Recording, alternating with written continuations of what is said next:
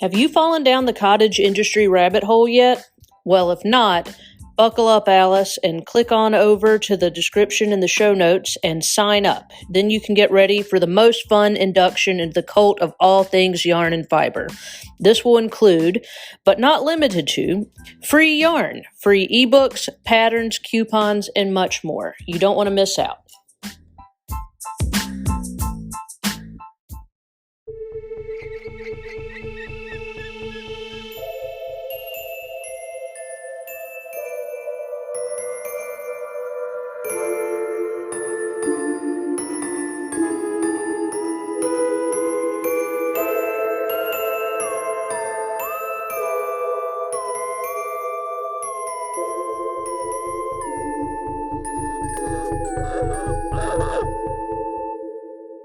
You are listening to Crime, Coffee, and Crafts, a podcast featuring two crafty besties who love true crime and a good cup of joe.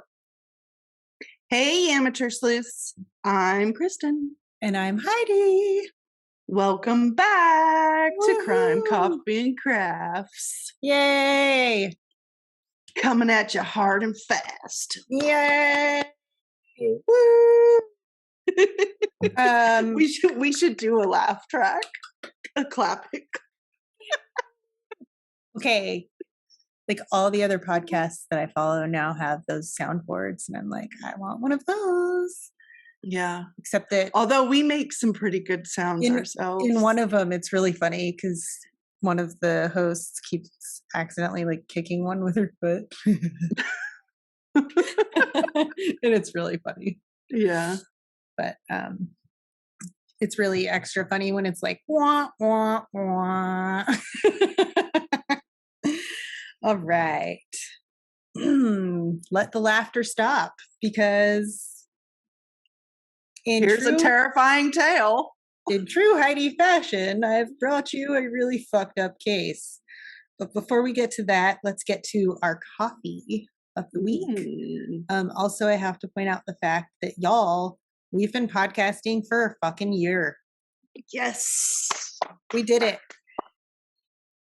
Okay. And we love it. It's fun. Yes. So I have a very special coffee today from our friends over at TBD. Oh, I love them. And because I had only sent you coffee from them, minus the Duck the Patriarchy. You're the only one that had their coffee. And I was like, I really need to order some for myself. Yeah. So I got myself their pumpkin spice coffee. Oh, and it's look at beautiful. that. I love that. The artwork. Well done, gorgeous. guys. Well done. Yeah. I'll be sharing. I don't think I shared a picture of this yet, even though I definitely took one. Yeah. I don't think it was up. I think I've just been like, there's been a lot. There's a lot going on. So yeah, my craft this week, I have a couple of them. First, I want to show off this dye work that I did. Ooh. It's a sparkly spinning fiber. That is really pretty. And the theme for this is Rocky Horror Picture Show. Yeah, nice. This is actually for Erin over at Crafty Housewife Yarns. Nice. Which is the promo at the beginning of the episode. Yes. And we love Erin. She is great. Erin, we love you. She is a listener. She is a listener, I know. Oh, yeah. Yeah, big time. She rocks. Okay. So I've also been working on, I've got this one made, these making necklaces and earrings and keychains. Love. This is an acrylic charm. I got these from Sticker Mule. Hello. Amazing. Hello, Sticker Mule. We love you. Yes. And it's my new logo, but I also got these acrylic charms with Kristen's artwork on them. Nice. Yep. And it's the mannequin. I love those little toadstools. Yes, they're so freaking cute. They're like adorable. And also, since mushrooms are like so popular right now, in everything, there are the cutest shower curtains. Oh, really? On Amazon right now. Yeah. That have like mushrooms and flowers, and they're very like Oh, Yeah, whimsical.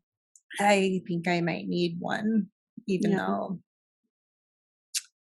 I'll just hold on to it until I have my own personal bathroom. So you get that all remodeled and resorted. Yeah. So, Yes, ma'am. yeah. So I am covering the Halloween Killer, Oh, um, I which don't is know also the murder of Lisa Ann French. that name sounds familiar. It's really sad. Oh, Trigger warnings. I hope everybody's prepared. Violent rape of a child mm, and murder of a child. Um, yeah. okay. All right. Let's get down to this terrible story. Let's see. Lisa was born in Oshkosh, Wisconsin. Oh, Oshkosh. Wisconsin. Oshkosh bagosh. Yeah, my favorite. On June 2nd, 1964, to Alan French and Marianne Gehrig. I did see her last name spelled Gehring in some spots and Gehrig Okay. in others. So hopefully one of those is correct. At the time of Lisa's death, she lived in Fond du Lac, Wisconsin. Sounds interesting. Yeah. It's like Fondue. fondue with Yeah. the cheese of Cheese. Wisconsin. So Yes. yeah. Very much known for their cheese. Hell yeah. She lived there with her mom, her stepdad Bruce, and her siblings. I don't know if they were all born yet. Okay. Their home was sadly only a half block away from the man who would eventually kill Lisa. Shitbag. Now, this story didn't start there, though. The man who would eventually be called the Halloween Killer, Mm-hmm. a man named Gerald Miles Turner Jr., actually previously rented one side of a duplex that Lisa's family lived in. Okay. Yeah. And he knew the family very well.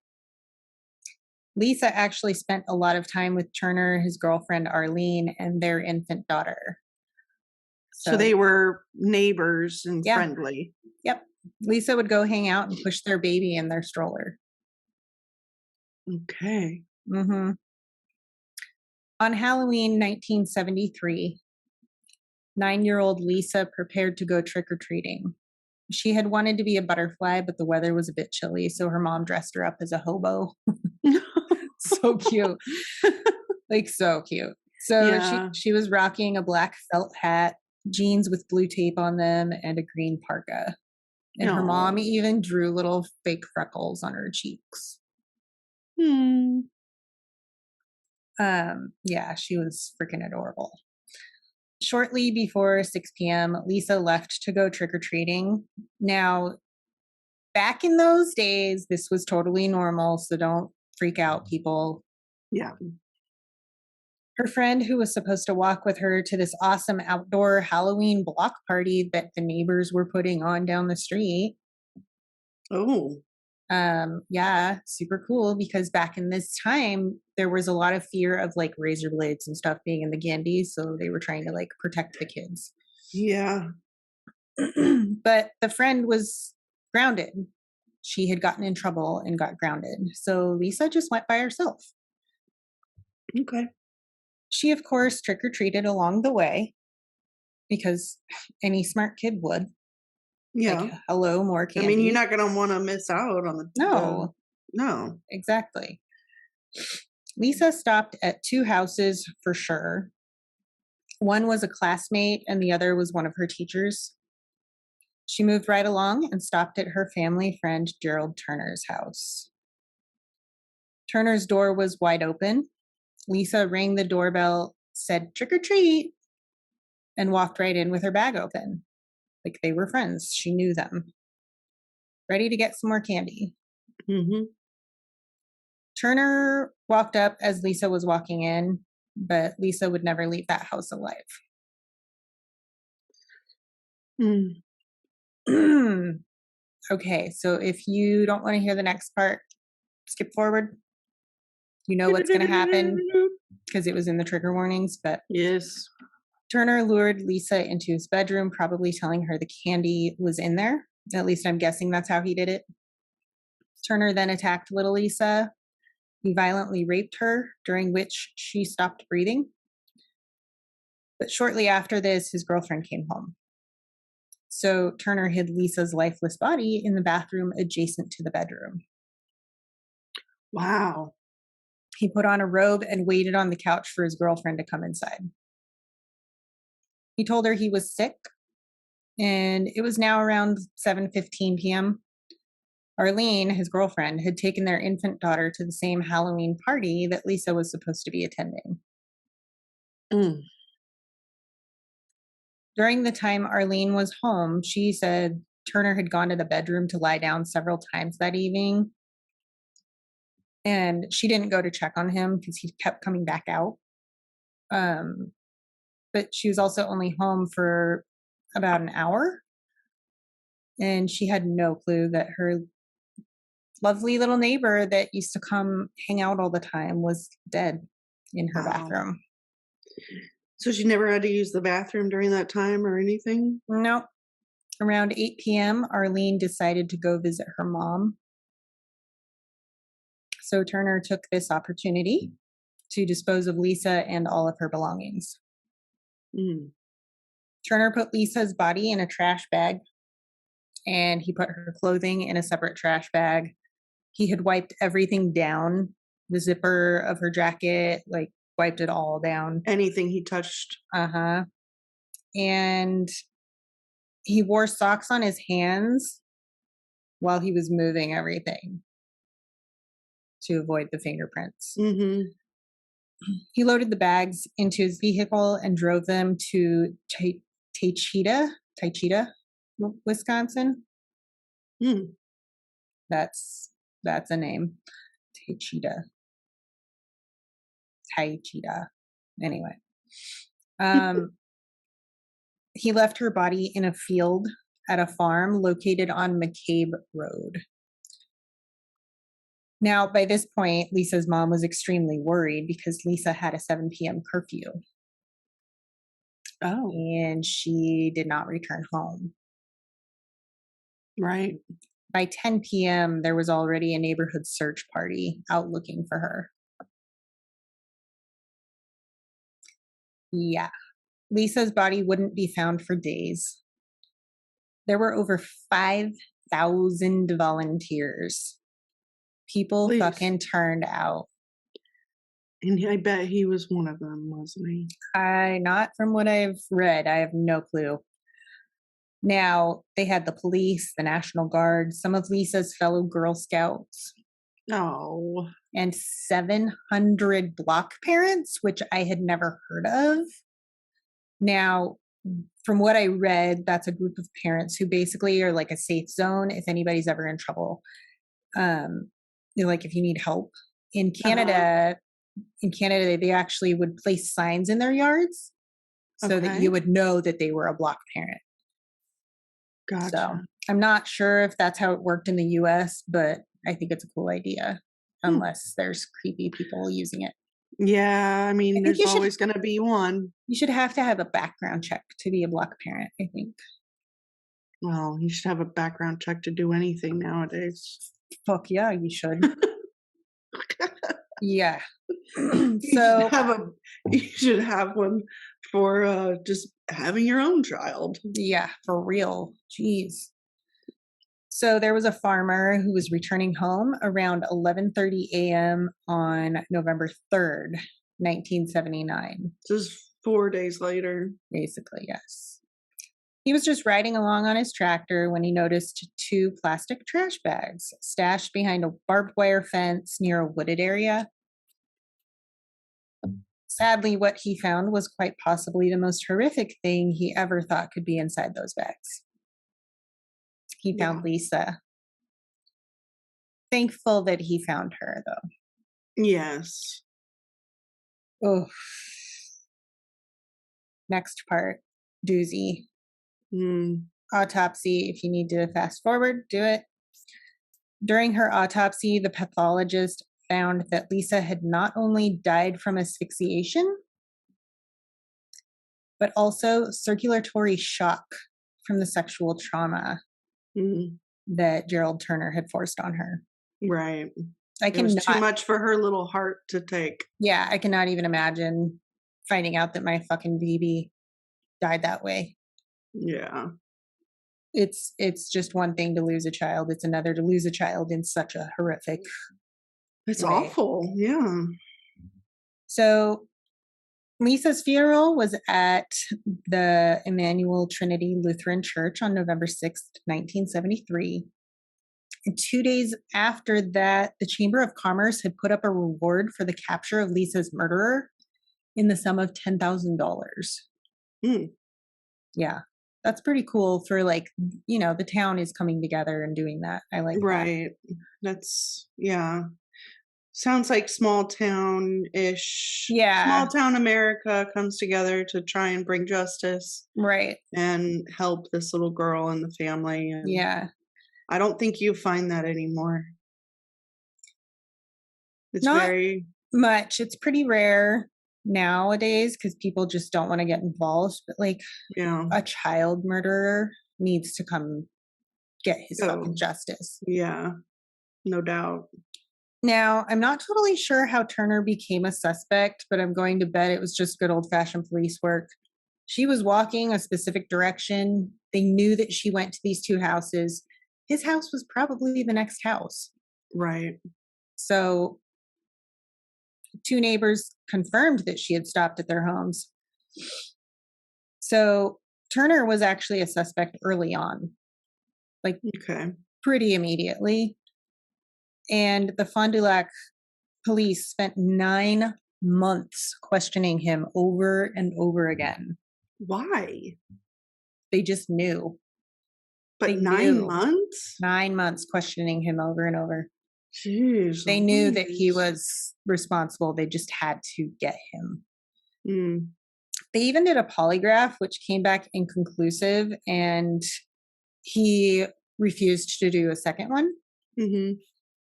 The repeated visits to question Turner finally paid off, though.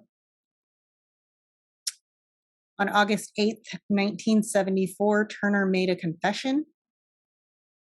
He stated Almost that a year later. he stated that he was highly sexually motivated. Quote, that was his quote, highly sexually motivated when he saw Yeah. Lisa. Ugh. Dude, Poor child. he admitted to leading her into his bedroom, undressing her, skip forward if you need to, and forcefully sodomizing her. Turner said that he realized she wasn't breathing, but that he could feel a heartbeat. He told the authorities he tried to revive Lisa, but that his girlfriend showed up. I bet you he didn't. Probably Probably just not. said that. He probably just tossed her away like trash. Yeah, Now- Shag. exactly. Of course, Turner couldn't just confess and maintain his guilt. Of course not. He recanted his confession. Of course he But did. it was too late because the police had already searched his house and collected fibers from his bedspread, Good. and they had taken body hair samples from Turner himself. And yes, I know hair is not great, but back then it was. Mm-hmm. These fibers and hair samples were a match to the fibers found on Lisa's body and clothes. He didn't think to like vacuum anything or burn the clothes or anything. That's crazy. Sorry, I have a wild cat at my door. Oh. She is meowing quite a bit and trying to beat down my door. Oh. I apologize if you hear anything. I hear like She's- little, She's scratching. I heard that scratching. She does She- not like the door to be closed. No.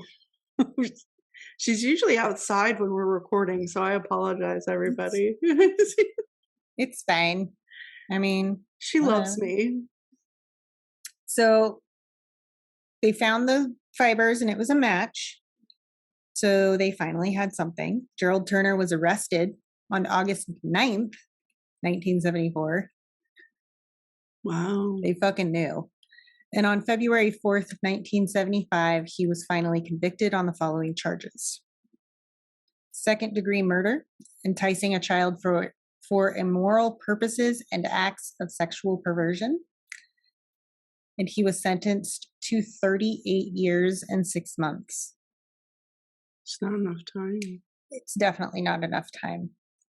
But wait, there's more. Ooh, I like it when you tell me there's more. There's always more. Gerald, wait, it gets bad, but then it gets really good. It'll end on a high note, but we have to go down. I understand. We need to go down into the bowels of the toilet. So Gerald Turner got out on good behavior in October of 1992. What the? Exactly my feeling. His release obviously sparked a lot of outrage. Yeah, understandable. The people of Wisconsin protested. Not only were Lisa's family and friends outraged by this, but the locals in Milwaukee were as well, because Turner was living in a halfway house in Milwaukee. Yeah. So all of this happening pushed Wisconsin lawmakers to create a new law. This law is called Turner's Law. Yeah. On May 26th, 1994, Turner's Law was ratified by Wisconsin Governor Tommy Thompson. What a name. That is. I love this law, and I think more states should use it. If a criminal who is paroled has a substantial probability of committing another crime, they can be detained in a mental institution. I like now, thankfully, Turner's release had already been appealed back in November of 93, the year before this law, under the idea that they had miscalculated his mandatory parole release. Oh. So this law could apply to him now because he's already back in, which is good. Good. Fast forward to January 1998, Turner's parole hearing ruled that he was not a violent sexual predator anymore.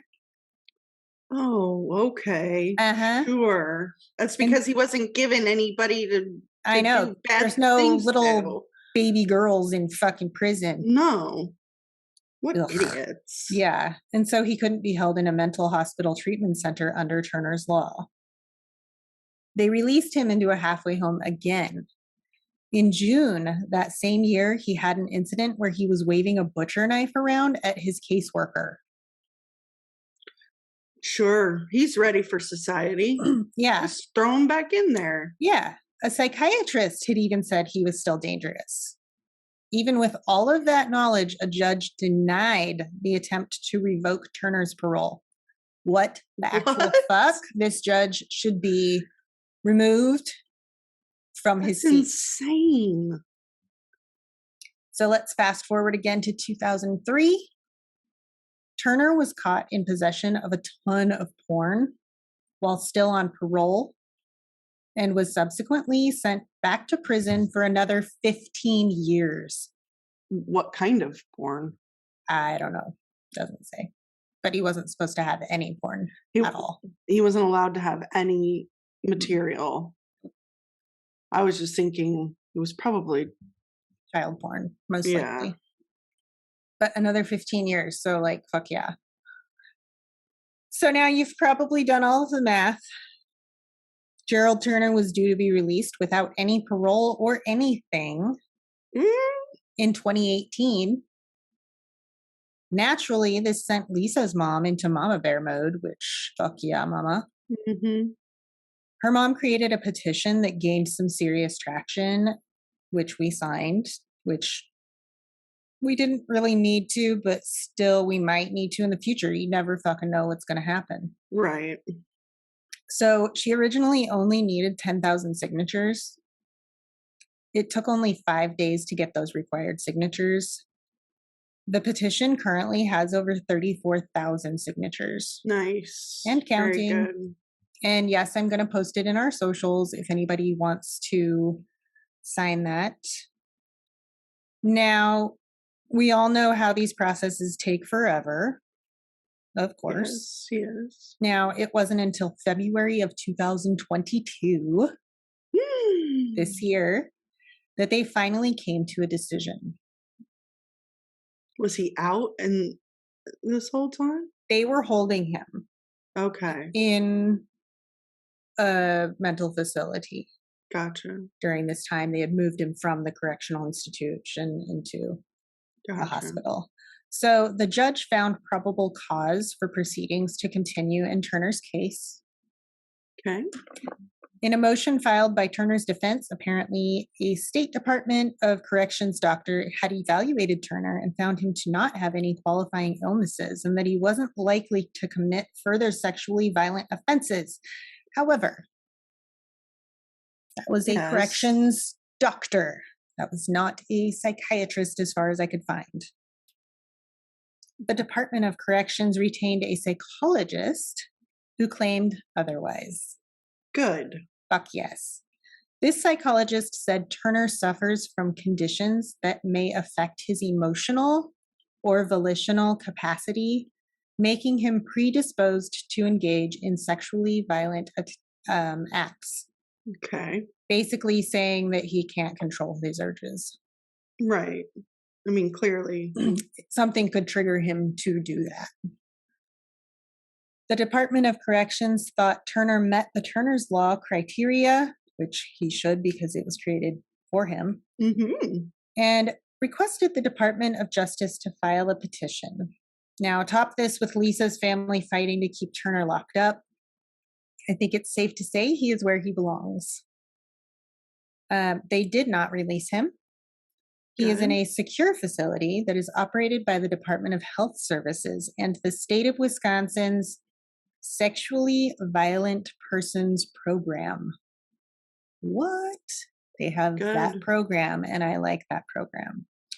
Now, Turner wrote a letter to Lisa Ann French posthumously, appearing to show remorse for what he did. Probably fake. He was pretending, I'm sure. Yeah, so this is his letter. My dog is going off. Do you hear that? Yeah. What the hell, Rosie Roo? Whatever. I love that Rosie Roo. She's such. Yeah.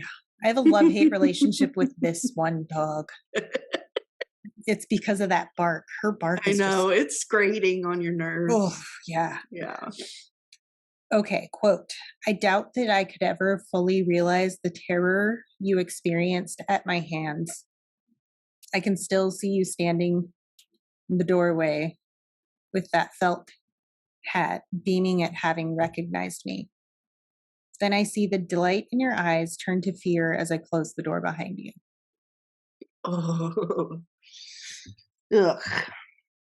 Hold on, tears are welling up. Hold, please. This is hard. The rest of my life, I will have to live with what I did to you. On that night, I became a monster. I do swear to you on the forfeiture of my life, I will never harm another child. No, you won't, because you're locked up, mother. Yeah. Now, Turner has suggested that due to him committing the crimes on Halloween, he had received more significance for the crime and his case. Quote, if it had happened on some other day like Valentine's Day, nobody would have gave a damn. I'm pretty sure everyone would have cared. He would have been called the Valentine's Day killer. Well, yeah. But the fact of the matter is, he horrifically ended this child's life. Everybody would have fucking cared. And everyone would have cared. Everyone does care. It doesn't matter what day he destroyed her life. Yep. But this is one of those cases that it's like, you cannot trust anyone with your children. Nope. Not even, well, especially family members, unfortunately, because more often than not, it's like 80%. 80% of all horrific things that happen are by somebody you know. Yeah. And usually someone you think is a loved one. Yeah. And that's the case of the Halloween killer. My sources, Wikipedia, obviously, Investigation Discovery, FDLreporter.com, and thepetitionsite.com. And I've got the petition link. So Nice. that is my case. Yeah. Yeah. So anyway, I hope her family can find some rest. yeah. I mean, I don't. They're- To be quite honest, they're when you doing everything they lose can. Yeah, when you lose a child, no matter their age, it stays with you. The in grief any stays way. with you. Just in any way, shape, or form, Mhm. it sticks with you. And yeah, Stuff. I can't imagine. yeah, it's fucked up. All right. Happy October, everyone. We I love know. this month. I know that case is rough. But anyway, we love you all. Thank you for listening. And until next time, ta-ta. For now. Thanks for listening to Crime, Coffee, and Crafts. If you love our podcast, please rate and review us on Apple Podcasts. This helps us more than you know. If you really love us and want to support us, go to our website at www.crimecoffeeandcrafts.com. From there, you can join our Patreon, shop our merch, and find us on social media.